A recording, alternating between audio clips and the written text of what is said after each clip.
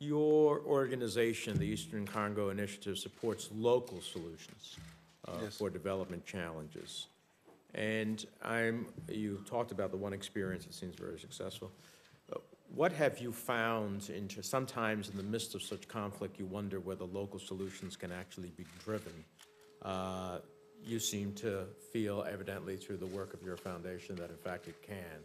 Can you give the committee a sense of what you have found in terms of the Congolese people's willingness to engage in a way that creates that local-driven solutions? Sure. Thank you, Mr. Chairman.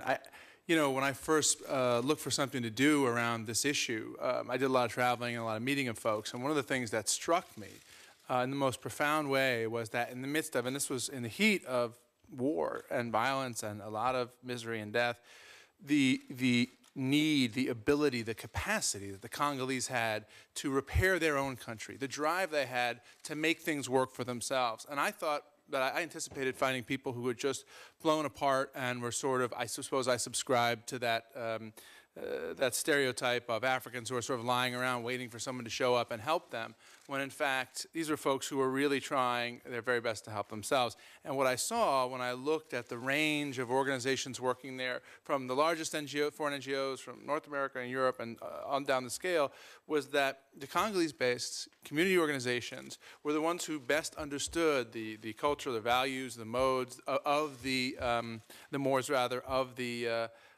the place. And as a consequence, they really had a better ability to work in these cities and in the countryside for various reasons. But it made logical sense to me once I saw it. I thought, well, it's figures. The guys that I grew up with would know how best to work in the part of Boston that I grew up with, as opposed to somebody sort of parachuting in, from, say, New Jersey. And so, I was really parachute in, we make a real difference. I can tell you that. But I was impressed by that, and I thought, this is what I want to do, and enable these organizations, support them, help build their capacity, and so on. And people say, you won't find enough of them. And that just hasn't been true. We've found so many astounding folks in great organizations.